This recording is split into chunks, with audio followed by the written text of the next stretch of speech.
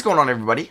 How is everybody doing today? We are back here today with another tier list, and this could be the final tier list we do because we've done every position. I've done my top 50 players over on the main channel. I've done 6 men. Today, we are going to be ranking every 2021 NBA head coach. So, shout out to MB who linked me this tier list. I believe he did create it. He's made a couple for me in the past. I believe he also made the 6 man one. So, shout out to him. It looks great. And yeah, we got all 30 head coaches today. We got 5 tiers: elite, great, above average, average, and below average / unproven. So I actually kind of like that last category because we can have some below average guys I'll mention if they're below average, and then some rookie head coaches that I'll mention if they're unproven or not. If you guys enjoy these tier list videos, I would appreciate you dropping a thumbs up. And let me know in the comments if there's any other tier list I could do. I was trying to think of some. Really didn't know. I could do like 2020 rookies, but that could happen at the end of the year. So I don't really know any other ones to do now, but I guess without further ado, we can hop into this. So we have this in alphabetical order, which is cool.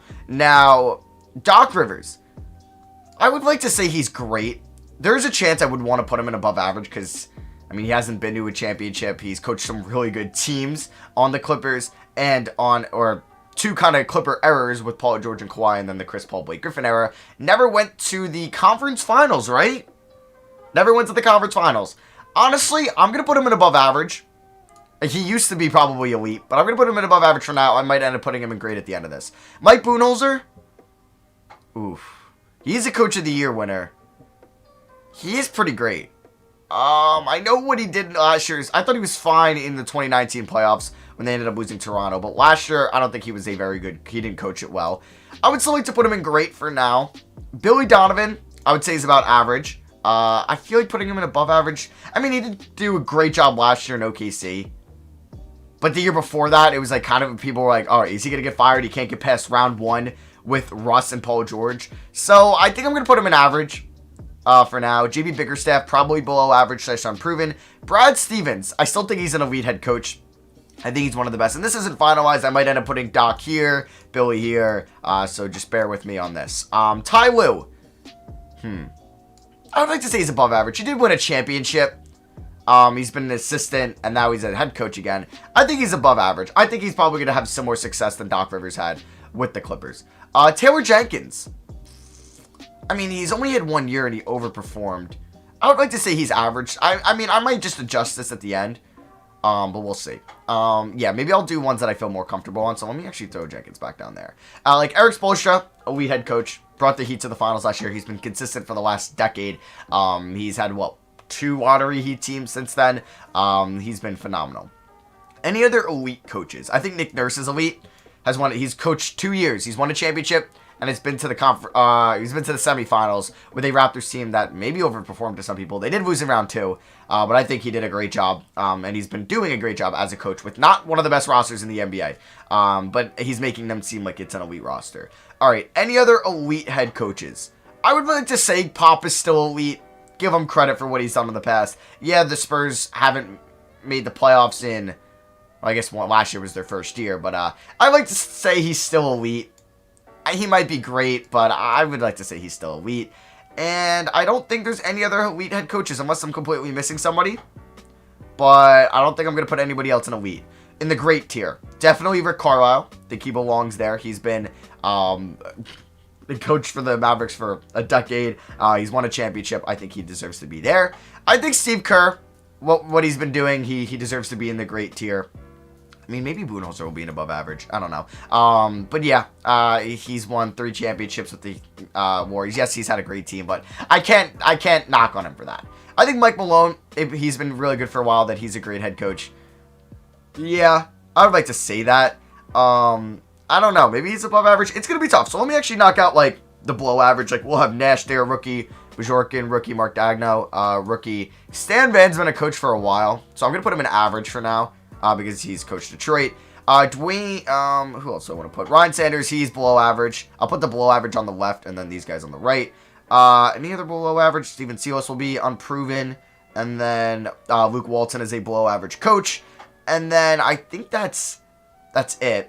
Tom Thibodeau, I'm going to put as average because we've already seen him as a head coach before. He's done a good job in Minnesota and Chicago, so I think average is good for him. I think Quinn Snyder, is he above average or is he great? I'm going to put him in above average.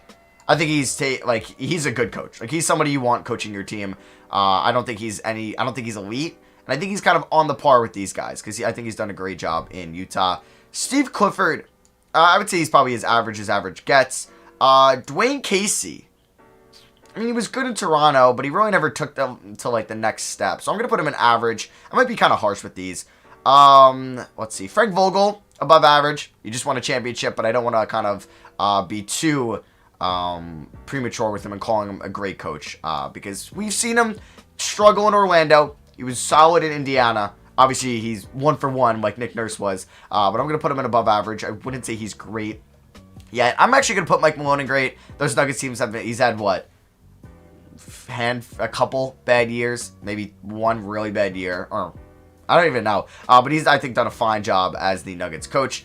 Terry Stotts, above average. I would say he's kind of, I don't think he's as bad enough to be average. I do think he's not the greatest coach in the playoffs, but I still think he's above average with those guys. Scott Brooks, probably average, probably an average coach. Like, I'm kind of debating where I put Borrego and Pierce. So I put him in below average. You know what? I'm going to put him in below average at the moment. I think one of them can take a step this year to be average, but they've done nothing so far in terms of team success. I mean, I would probably maybe give Pierce maybe the upper hand a little bit because of player development. It seems like the Hawks are just developing so much quicker than the Hawks. Than the Hornets. Maybe that's because of Trae Young. I don't know, though. Like, I've seen good things out of Hunter and Reddish this preseason. Herter, I think, has been fine. And I guess that's it for their young guys. And they just added Onyeka Okongwu. We'll see how he does. I don't know. I think I'm going to go with that and give him the slight edge. And I'll give Pierce the average nod and put Borrego. I would say he's still more unproven, as he's only been a coach for, 2 years. So I'm going to say he's unproven. I know Bickerstaff has been less, but we've kind of seen him in other places. And same with Saunders.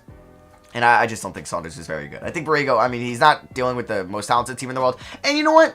I'm going to put Borrego on average just because I don't think we can't really put him in unproven. He's been coaching for 2 years. And I think he did overachieve last year in Charlotte. I thought they were going to be one of the worst teams in the NBA. They ended up as, the 8th or 9th worst team, and they ended up getting lucky in the lottery. So I think that's good. Monty Williams, I can't put him in below average, so he's going to be an average for me. And Taylor Jenkins, I think I'll put him in average at the moment. So, let me see. Do I like this tier list? Am I a fan? So, obviously, these 4 rookie head coaches are going to be here for the first time ever being coaches. Head coaches. I think these are my 3 below average. I mean, I don't think Bickerstaff's that bad. He's probably the one guy that would be like, all right, he could be average, yes. But Saunders and Walton, I think, are the 2 worst coaches in the NBA. I think all these guys are good and average. Any of them that I would put, I would maybe move Borrego and maybe Pierce down to below average. And then anybody I would put above average. Probably, I would think about Donovan. I would think about Casey. And I would think about probably those 2 guys. And maybe Monty Williams. Like, these are the 3 guys I would probably think about putting in above average. And then next up would probably be somewhere like Tibbs, Stan, Jenkins, and Brooks or Clifford. Definitely not these 2 guys I wouldn't put in above average. Above average, any guys I would drop, I would maybe think about dropping Lou or Stotts, but I think I'm cool with them in above average. But any guys I would move to great, you could probably move Quinn Snyder up there, Frank Vogel, maybe Doc Rivers, maybe Budenholzer. If you want to do that, I wouldn't really mind, but I'm going to kind of keep these guys in the elite tiers. Great, we have Malone, Kerr, and Carlisle. Now, I might see some guys in the comments being like, really? Malone over Vogel, Malone over Budenholzer, Malone over Schneider. It's really just a consistency, and I think Malone has done fine in the playoffs as a coach. Now, I do think they have a talented team, but I think, I don't know, they made it to the conference finals last year. They beat the Clippers with a way less talented, or not a way less, but a less talented roster than the Clippers with Doc, then the Bucks with Budenholzer. So, I don't know. I'm just going to give him some love here. Maybe I'm a little overrating him, and if you want to put him in above average, that's fine with me. Kerr, past success, and Carlisle has been so good for so long. They're going to be in great. I would even think maybe about putting Carlisle in elite. I think these are probably, arguably, the 3 best coaches in the NBA up there. And then you would have Pop. I mean, you could maybe put Pop down to great if you think he's kind of losing it a little bit. Maybe it's the team being less talented. But either way, I still want to give Pop the respect he deserves. So I think this is going to be my tier list.